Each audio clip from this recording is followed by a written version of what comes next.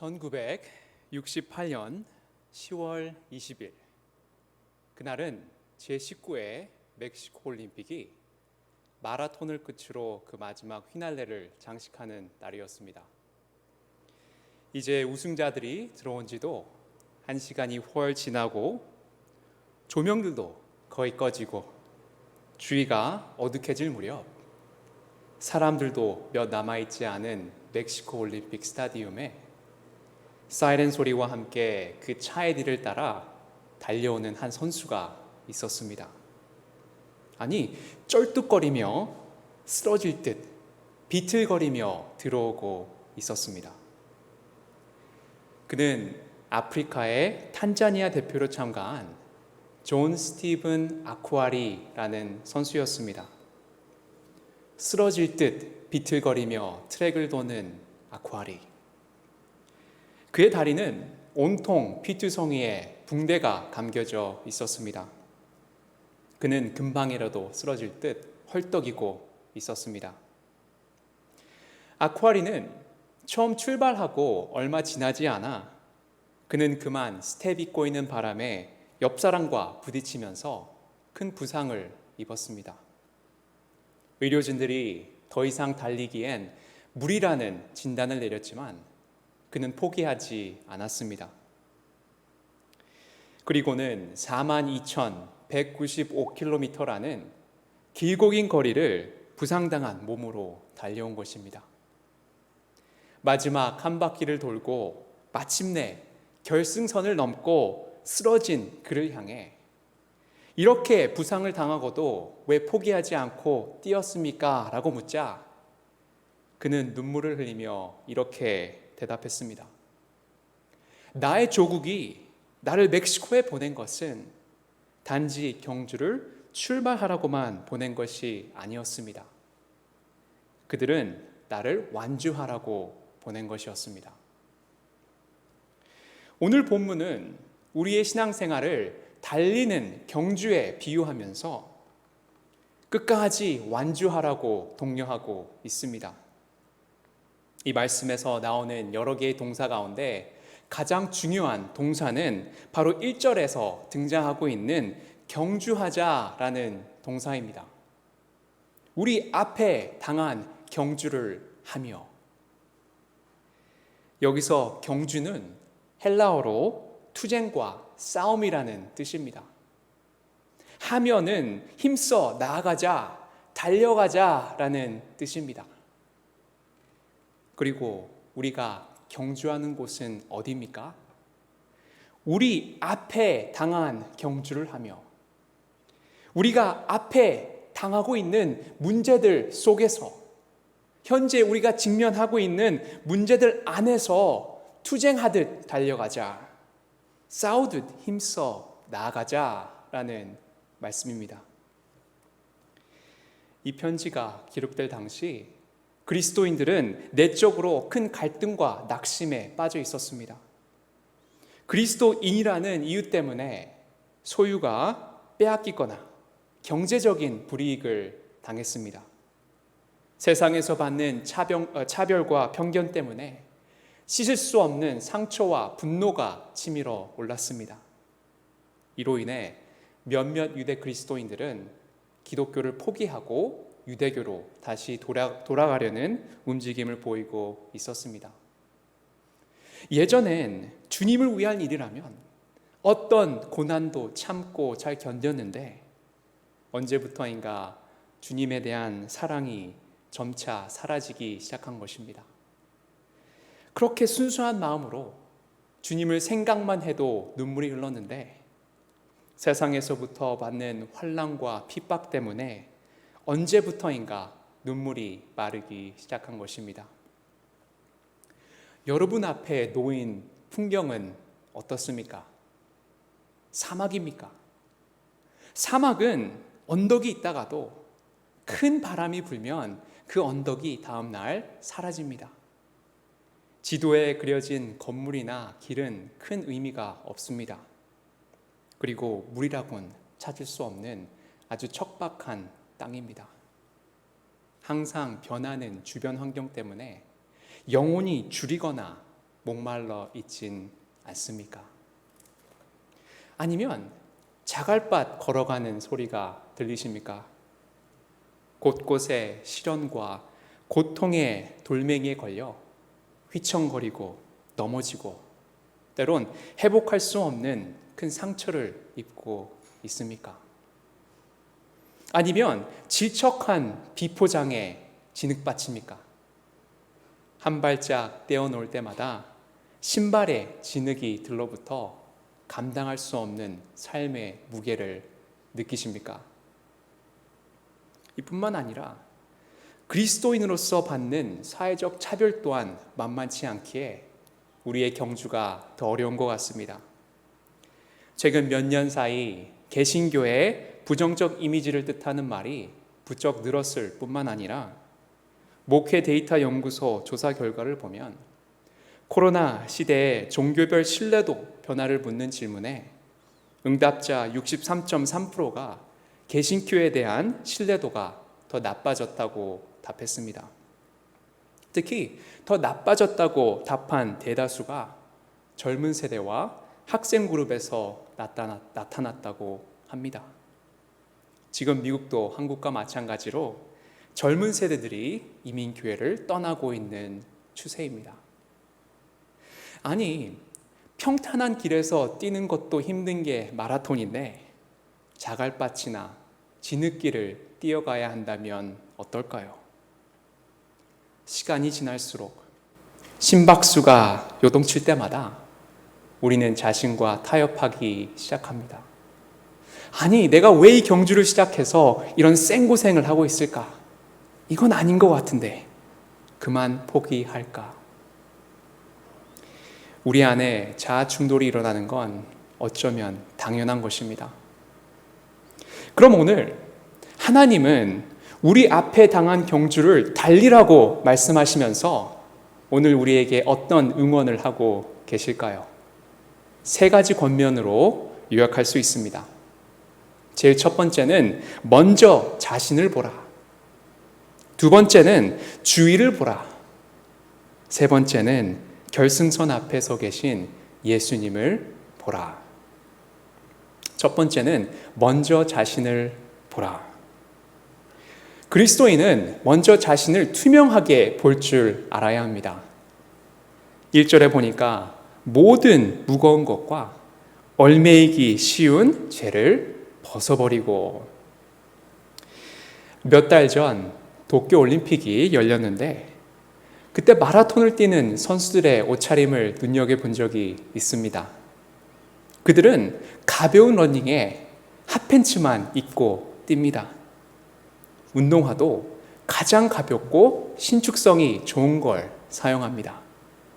절대 무겁거나 얽매이기 쉬운 것들은 사용하지 않습니다. 만일 여러분이 무거운 짐을 잔뜩 진 채 뛰고 있다고 생각해 보시기 바랍니다. 얼마나 힘이 나고 땀이 나겠습니까? 그런데 어깨에 맨 짐보다 더 무거운 짐이 바로 죄의 짐입니다. 죄를 지으면 일시적으로는 좋지만 시간이 가다 보면 힘들어지고 우리의 삶이 더 괴로워집니다. 그러다 보면 곤고함을 입술에 발산하게 되고 그러다 보면 더 많은 죄를 짓게 됩니다. 내 안에 악이 있음을 회개하는 것이 아니라 오히려 그렇게 할 수밖에 없었다고 자신에게 변명하다 보면 거짓말이 나오고 나중에는 죄가 점점 쌓여서 꽁꽁 얽매이게 되니 해결할 수가 없게 되는 것입니다. 그러다 보면 결국엔 걸려 넘어져서 영혼이 다치고 경주를 포기해야 할 상황까지 이르는 것입니다. 그런데 모든 무거운 것이 사람마다 다르듯 얽매이기 쉬운 죄 역시 사람마다 다릅니다. 비록 몇 가지 유형이 있기는 하지만 오늘 말씀을 보면 버려야 할 것들을 구체적으로 나열하고 있지 않습니다. 그래서 하나님은 오늘 우리에게 개인적으로 물으십니다. 지금 너의 어깨를 짓누르고 계속 넘어뜨리는 죄가 너는 뭔지 아니? 내가 끈질기게 놓지 않아서 끝까지 붙잡고 있는 그 죄의 무거움을 너는 아니? 우리는 한번 돌아봐야 할 것입니다. 이것이 직업이 될 수도 있고, 이것이 미래에 대한 걱정일 수도 있고, 가정일 수도 있고, 돈일 수도 있고, 건강일 수도 있습니다. 참된 영적 부흥이라는 책의 저자 W.B. 프레이그는 이런 말을 했습니다. 자기가 어떤 죄에 가장 잘 빠지는가를 알아야 합니다. 그것을 알면 방비할 준비를 할 수 있습니다. 그 죄가 발동할 토양이 되는 것들을 주시해야 합니다. 가능한 한 그런 죄를 짓도록 유혹할 만한 것을 피하는 것이 좋습니다. 하나님의 섭리에 의하여 할 수 없이 시험을 받을 처지에 들어간다면 상처받기 쉬운 요점을 2배로 경계해야 합니다. 그리고 그러한 시험을 능히 이길 수 있게 은혜를 간절히 기도해야 합니다. 세상에는 우리를 무겁게 하는 것들이 참 많습니다. 갈수록 더 많아지는 것 같아요. 그래서 우리는 자신을 무겁게 하고 얽매이게 하는 죄를 빨리 파악하고 우리의 시선을 하나님께 두는 연습을 해야 합니다. 다시 말해, 우리를 유혹할 만한 것들을 피하면서 우리의 생각과 마음을 하나님과 일치하기 위해 계속 노력해야 합니다. 하나님은 나의 경주에 대해서 어떻게 생각하실까? 또 예수님은 이때 이 상황에서 어떻게 달리셨을까? 또는 예수님이 지금 나에게 바라시는 것은 무엇일까? 이런 질문들이 우리의 죄를 벗어버리는 행동들입니다. 그럼 우리가 죄를 벗기 위해서 얼마만큼 노력해야 할까요? 히브리서 12장 4절 말씀을 보면 그 정도를 이렇게까지 말합니다. 너희가 죄와 싸우되 아직 피 흘리기까지는 대항하지 아니하고, 죄와 싸우는 일을 권투선수와 비유하고 있습니다. 몸을 사리지 말고 피투성이가 될 때까지 싸우라고 권면합니다. 권투 선수들은 경기 도중 살이 터지고 또 코피가 터지기도 합니다. 우리는 죄를 지긋지긋한 원수로 대적하여 죄와 싸우는 선수들이 되어야 합니다. 영국 웨일즈에 사시는 한 할머니가 들려주신 이야기인데, 하루는 어떤 할머니 집에 도둑이 들었답니다. 도둑 2명이 들어와서 할머니 손을 꽁꽁 묶고 얼굴에는 검은 봉지를 씌운 뒤 집을 막 뒤지기 시작했답니다. 마루에는 엄청나게 비싼 그릇들과 접시들이 있었는데, 이 할머니는 그런 상황에서도 큰 소리로 이렇게 소리쳤다고 해요. 썩 물러가라! 만왕의 왕이신 하나님께서 지금 너희들을 보고 계신다. 너희들은 여기 있을 곳이 아니다. 나중에 심판의 날에 죄값을 치르기 싫지 않으면 썩 물러가라 라고 소리쳤다고 합니다. 그런데 감사하게도 이 할머니의 말을 들은 도둑들은 집을 한번 쓱 둘러보더니 빈손으로 도망갔다는 이야기가 있습니다. 이와 마찬가지로 우리 마음에 갑자기 침입하는 죄들 앞에서도 우리는 할머니와 같이 똑같이 반응해야 합니다. 몸을 사리지 말고 피투성이가 될 때까지 치열하게 싸워야 합니다. 썩 물러가라! 만왕의 왕이신 하나님께서 지금 나를 보고 계신다. 너희들은 여기가 있을 곳이 아니다. 나는 하나님의 자녀이다. 2번째는 주위를 보라. 1절에 보니까 이러므로 우리에게 구름같이 둘러싼 허다한 증인들이 있으니, 이 말씀을 보니까 우리 주위에 구름과 같이 많은 증인들이 있다고 합니다. 이 증인들은 누구일까요? 기독교 신학에서 보면 교회를 크게 분류하는 방법 중에 한 가지가 전투적 교회와 승리한 교회로 나누는 것입니다. 전투적 교회는 누구일까요? 전투적 교회는 바로 여러분들이고 지상에 현재 존재하고 있는 모든 교회를 의미합니다. 이 세상에 존재하고 있는 모든 지상교회는 사실 싸움이 끝나지 않은 전투적 교회인 것입니다. 죄악의 세력은 여전히 존재하고, 그리고 또 여러분들은 한가람교회라는 한 공동체와 함께 싸우는 영적 전투사이자 전투적 증인들입니다. 저는 여러분들이 얼마나 위대한 증인들인지 잘 압니다. 제가 국민학교 2학년 때 한가람교회를 처음 왔는데 그때부터 지금까지 여러분들의 증인을 통해 하나님께서 저를 얼마나 사랑하시는지 배웠습니다. 그리고 제가 청소년기를 지나고 힘들고 어려울 때마다 모든 기도와 지원을 아끼지 않으셨습니다. 여러분들만큼 선교사님들을 사랑하시고 끝까지 사랑을 아끼시지 않는 교회는 전 세계에 없는 것 같습니다. 제가 며칠 전에 한강에서 유람선을 탔는데 우리 교회 생각이 많이 났습니다. 마지막으로 유람선을 탔던 때가 교회 창립 50주년일 때 선교사 가정들을,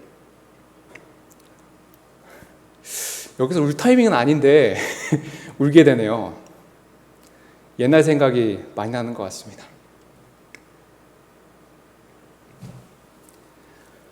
선교사 가정들을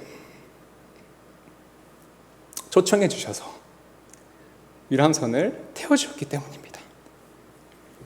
그리고 미국 필라델피아에서 또 신학교 졸업식까지 또 한가람교회 감사하시는 또 해주시는 분들이 오셔서 또 오셨고, 3년 전에는 필리핀 민다나오에서 열린 저희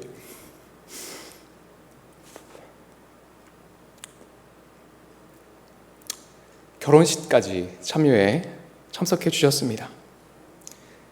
힘들세라 용기 주시고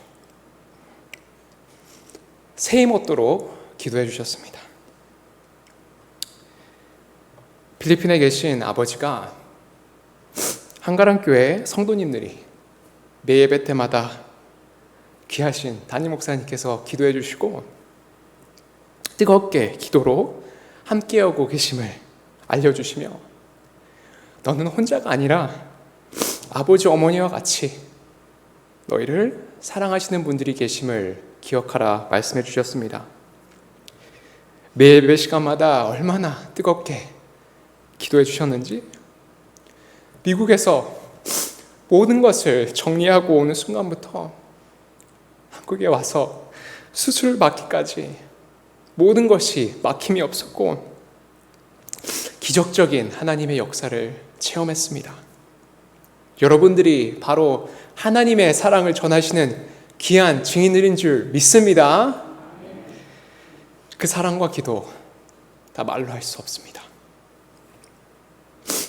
그런데 말씀을 보니까 구름같이 둘러싼 허다한 증인들이 있다고 합니다. 얼마나 많은 증인들이 있길래 구름같이 많이 둘러싸여 있을까요? 집에서 온라인 예배를 드리시거나 이렇게 소수의 성도님들이 모여서 예배 드리실 때면 우리가 잊어버리는 사실이 있습니다. 그건 바로 하나님의 교회는 전투적 교회만 있는 것이 아닙니다. 바로 승리한 교회가 있습니다. 지금 예배드리는 이 순간도 마찬가지입니다. 승리한 교회는 이 세상에서의 영적 싸움을 다 끝내고 하늘나라에 들어간 성도들로 이루어진 천성의 교회입니다. 승리한 교회는 이 믿음의 경주를 다 끝낸 사람들이요, 드디어 결승선에서 두 팔 벌리고 계신 예수님 품에 안긴 사람들입니다. 우리는 지금 승리한 교회와 하나 되어 하나님을 찬양하고 예배하고 있는 것입니다. 하나님은 몇 천 년의 역사를 주관하심으로 말미암아 승리한 교회를 계속 모으셨고 지금도 모으시고 계십니다. 창세 후부터 대략 6천 년 동안 하나님께서 모은 수억 명의 하나님의 증인들과 같이 예배드린다고 생각해 보시기 바랍니다.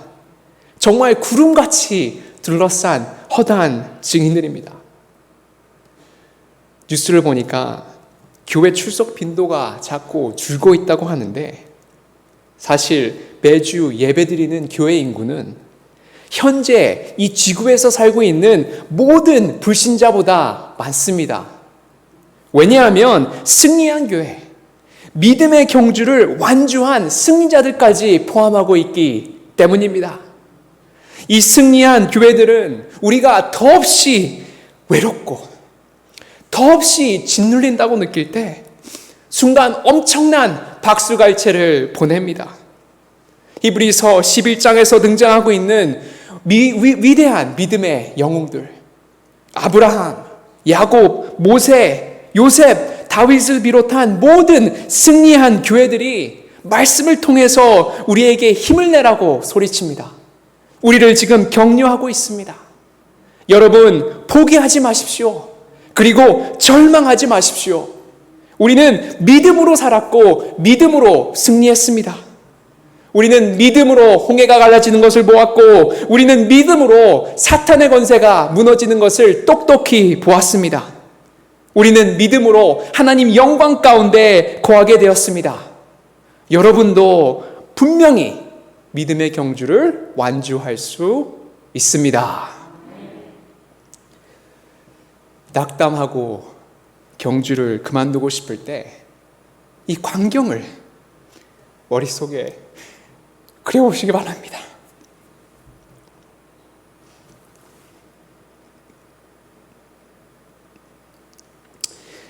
여러분보다 앞서갔고 여러분 느낀 바를 그대로 느꼈으며 결승선을 넘어 면류관을 손에 넣은 구름 같은 승리자들이 있습니다. 여러분들은 절대 혼자가 아닙니다. 우리는 구름같이 둘러싼 허다한 증인들을 보아야 합니다.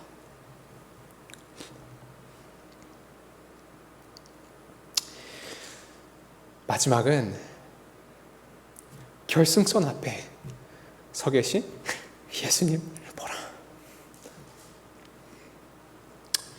우리 2절 말씀을 같이 한 목소리로 읽어볼까요? 제가 자꾸 여러분들이 눈물 흘리시는 모습을 보니까 주체가 안 되네요.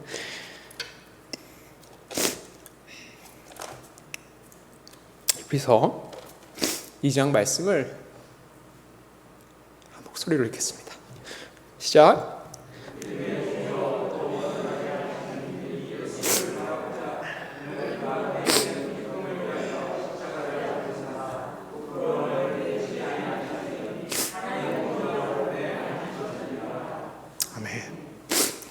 예수님도 고난의 때에 자신보다는 아버지를 보셨습니다. 우리도 힘들고 지칠 때 때론 나를 바라보며 낙심하기 마련입니다. 하나님은 우리의 실수나 연약함을 통해 나 자신이 아니라 하나님을 바라보길 원하십니다. 왜냐하면 온갖 부끄러움을 참으시고 십자가를 견디심으로 마침내 하나님 우편에 앉으신 예수님이 우리가 바라볼 믿음의 경주의 궁극적인 모델이기 때문입니다. 주님께서 먼저 보여주셨습니다. 그는 고난을 참으셨고 끝까지 인내하셨습니다. 그는 부끄러움을 개의치 않으셨습니다. 그리고는 드디어 저 부활의 영광을 누리게 되셨습니다. 오늘 여러분의 믿음의 경주는 어디로 향하고 있습니까? 예수님은 그 앞에 있는 기쁨을 위하여 십자가를 참으셨습니다. 그 앞에 있는 즐거움이 무엇입니까? 바로 여러분들입니다. 우리를 즐거움 삼으시고 고난을 견뎌내셨습니다. 이제 우리 차례인 것입니다. 이제 우리가 달릴 차례입니다. 그분께 우리의 사랑을 삶으로 고백할 때입니다. 그러니 그분만 바라봅시다. 그분께 우리의 시선을 고정합시다. 결승선에서 기다리고 계신 예수님의 품에 안깁시다. 주님과 얼굴을 맞대고 영원토록 함께할 시간이 얼마 남지 않았습니다. 그리고 우리가 기쁨의 눈물을 흘리면서 승리를 만끽할 그 시간이 얼마 남지 않았습니다. 주님이 기다리고 계십니다. 이것이 예수님을 흠모하고 사랑한다는 것입니다. 어지러운 세상 속에서, 허무한 세월 속에서, 인생에 어김없이 찾아오는 계절들 속에서 우리의 주님 되신 예수 그리스도만을 흠모하시길 주님의 이름으로 축원합니다. 그리고 믿음으로 시작한 이 경주에서 우리의 시선이 예수님 바라보는 것을 놓치지 않는다면 우리는 주의 은혜로 우리도 그와 함께 하나님 보좌 우편에 앉게 될 줄 믿습니다. 마지막으로 누가복음 2장 29절에 보면 우리 믿음의 경주가 거의 끝날 쯤에 뱉는 기도가 있습니다. 여러분들도 잘 아실 거라 생각이 되는데, 주제여 이제는 말씀하신 대로 종을 평안히 놓아주시는 도다. 이 말씀을 헬라어로 좀 번역하면, 주님, 저는 쉼없이 달렸습니다. 달리다 보니 저를 주님 앞에 인도해 주시는군요.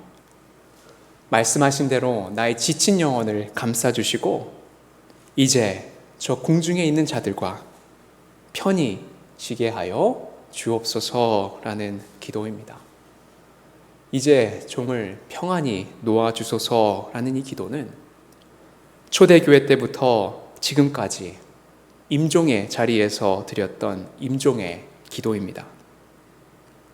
세상이 알지 못한 예수 그리스도를 개인적으로 만나 주를 위해 열심히 달린 후 그들은 결승선을 넘기 전 이 기도를 드렸습니다. 주제여, 이제는 말씀하신 대로 종을 평안히 놓아 주소서. 주님, 이제는 나의 믿음의 경주를 다 완주하게 하셨군요. 이제 나의 영혼에 쉼을 허락하여 주소서. 그리고 종교개혁 때부터 이 기도는 임종의 순간뿐만 아니라 매일매일 하루의 삶을 마치고 드리는 기도였습니다. 기독교 역사에 있어서 하나님과 함께하고자 했던 수많은 믿음의 선배들이 하루를 마치고 이 기도를 드렸습니다. 주님, 이렇게 하루를 마치고 잠자리에 들 듯 나의 경주 또한 언젠가 마칠 때가 오겠지요. 내 인생 마지막까지 모든 사명을 다 감당케 하시고 내가 잠들 때 아무 걱정 없이 주님의 품에 안기게 하여 주소서. 이제는 종을 평안히 놓아 주소서. 오늘도 여러분들은 하루의 경주를 마치고 잠자리에 들 것입니다. 그리고 언젠가 이 세상에서의 마지막 눈을 감고 새로운 눈을 떴을 때 우리는 결승선에 계신 예수 그리스도를 두 눈으로 직접 볼 것입니다. 그리고 우리를 구름같이 둘러싼 허다한 증인들을 직접 두 눈으로 볼 것입니다. 그리고 우리의 낮은 몸은 예수님의 영광의 몸같이 바뀔 것입니다. 오늘 잠자리에 들면서 이 기도를 드려보시기 바랍니다. 주제요, 이제는 말씀하신 대로 종을 평안히 놓아주소서. 기도하겠습니다.